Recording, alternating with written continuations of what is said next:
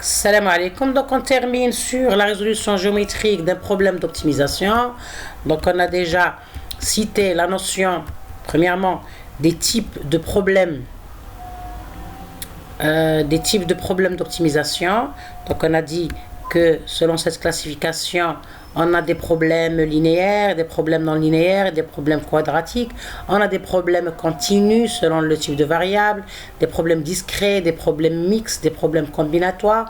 On a un problème d'optimisation monovariable, un problème d'optimisation multivariable, et aussi dans le domaine de l'optimisation, on résout des problèmes d'optimisation avec contrainte et des problèmes d'optimisation sans contrainte. Donc cette classification, c'est pour faciliter la recherche d'une méthode adéquate à la résolution de tel ou tel type. Bien. Donc on a fait premièrement comme un premier exemple le problème linéaire. Donc on a pris un exemple illustratif, on a fait le traçage du graphe de ce problème linéaire. Donc on a obtenu un polygone, vous voyez ici, avec 1, 2, 3, 4 extrêmement. Donc on va essayer de voir quelle est la solution optimale de ce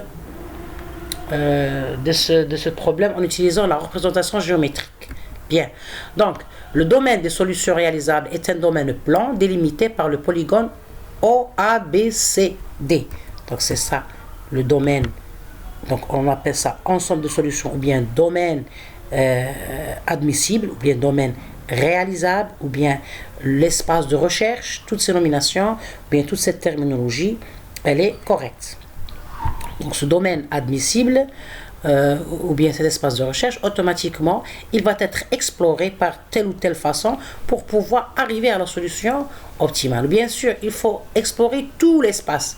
C'est-à-dire la méthode proposée ou bien la méthode utilisée, elle ne va pas, c'est-à-dire négliger le moindre petit espace, parce que possible que cet espace-là contient la solution optimale. Et sinon, notre résolution, elle n'est pas performante. Donc il faut explorer tout l'espace de recherche. D'accord? Pour avoir la solution optimale.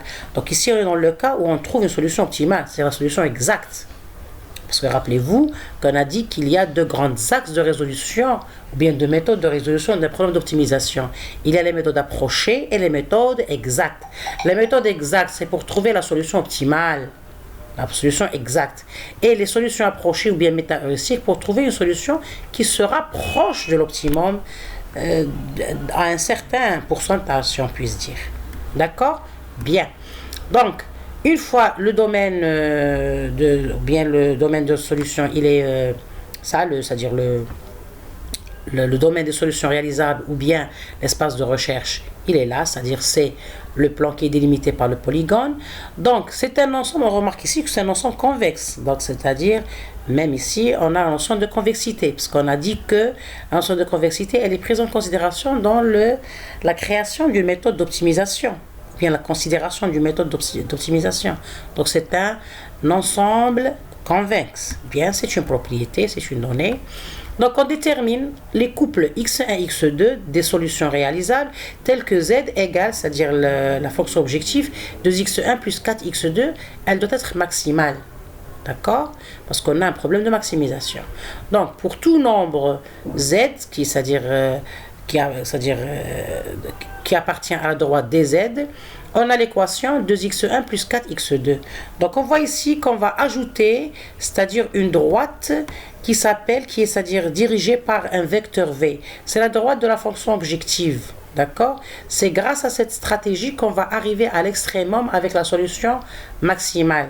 Donc cette droite, elle va nous aider à parcourir tout l'espace de recherche pour arriver à un des extrémums maximales. D'accord?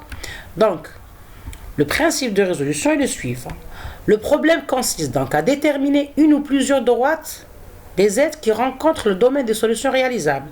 C'est-à-dire, il faut qu'on explore cet espace de recherche et pas autre chose. C'est-à-dire, on essaie de trouver la solution dans l'espace de recherche. Et qui dit espace de recherche? Parce que comment on a déterminé cet espace de recherche? C'est par l'intersection des différentes contraintes. Donc, qui dit intersection des différentes contraintes? C'est-à-dire, un point de cet espace, il satisfait toutes les contraintes. Et on a dit que la solution d'un problème d'optimisation, c'est une solution qui satisfait toutes les contraintes. Toutes, qui dit toutes, c'est-à-dire par l'ensemble. Donc c'est une solution exacte. Si elle satisfait quelques contraintes, c'est une solution approchée, ce qu'on va voir dans d'autres vidéos. D'accord? Bien.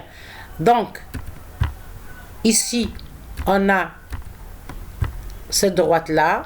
Cette droite-là, elle contient un vecteur qui s'appelle vecteur directeur de cette droite, c'est le vecteur V. Le programme linéaire a une et une seule solution maximale, c'est-à-dire en utilisant cette stratégie-là, c'est-à-dire en créant cette droite de la fonction objective qui est dirigée par un vecteur V, vous voyez ici, ce vecteur-là, c'est-à-dire il a comme direction la direction au haut, c'est-à-dire il va se déplacer dans l'espace de recherche de bas vers le haut parce qu'on a un problème de maximisation, d'accord? Donc vous voyez ici que ce vecteur V, c'est un vecteur de la droite de la fonction objectif. Il va se déplacer itérativement parce qu'en général, la méthode, bien la stratégie de résolution d'un problème d'optimisation, elle est itérative parce qu'on a, c'est-à-dire on est en train de se déplacer successivement pour atteindre la solution objective. Bien sûr, la solution optimale. Donc ici, la solution optimale, c'est l'extrémum C. D'accord? Bien sûr, selon le calcul qu'on va faire. Parce que derrière cette représentation graphique, à chaque itération, bien chaque étape, il y a un calcul à faire. Ce sont les coordonnées des extrémums et les coordonnées de chaque point qui appartient à l'ensemble de recherche, c'est-à-dire à l'espace de recherche, et son test vis-à-vis de la fonction objective pour pouvoir trouver le point qui maximise la fonction objective, c'est-à-dire nous donne la solution optimale. D'accord? Donc, d'après, c'est-à-dire en terminant cet algorithme-là, ce programme linéaire qu'on a pris comme exemple, il contient une seule solution qui est le point dont les coordonnées sont 3 et 5. Donc, si on remplace dans la fonction objective, c'est la valeur 26. On remplace dans la fonction objective 2 fois x1 plus 4 fois x2, donc ça nous donne 26. Remarque, la fonction objective atteint son maximum en un des sommets du polygone. Donc c'est la stratégie qui est démontrée théoriquement que pour un problème linéaire, la solution optimale, elle appartient à un des sommets du polygone. Un ou plusieurs, bien sûr, parce qu'on peut avoir plusieurs sommets qui ont la même valeur, donc on a plusieurs solutions. D'accord? Si on trouve par exemple entre plusieurs points avec des coordonnées différents, mais qui nous donnent toujours la valeur 26, donc le problème atteint, il a plusieurs solutions avec bien sûr des points différents, des extrémums différents. Bien. Donc, c'est ça la stratégie. Donc, on a tracé le domaine admissible, on a cherché les coordonnées des extrémums du polygone obtenu, et avec un vecteur directeur de la droite fonction objective, on va, c'est-à-dire balayer l'espace de recherche pour atteindre le sommet, le ou les sommets maximum, bien optimum de notre problème d'optimisation.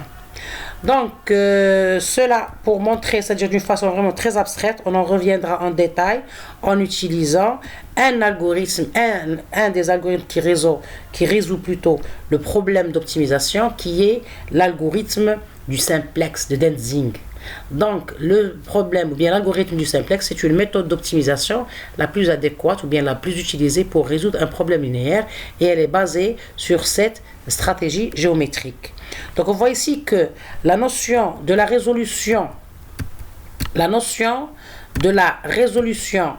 géométrique et la résolution algorithmique d'un problème d'optimisation se complémentent. C'est-à-dire, en utilisant les aspects géométriques d'un problème d'optimisation, on peut créer une méthode d'optimisation, bien un algorithme qui résout bien notre problème d'optimisation.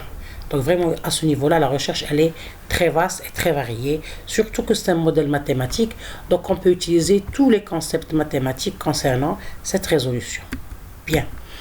Donc, ça c'est un cas particulier, c'est dans le cas où le PO est linéaire.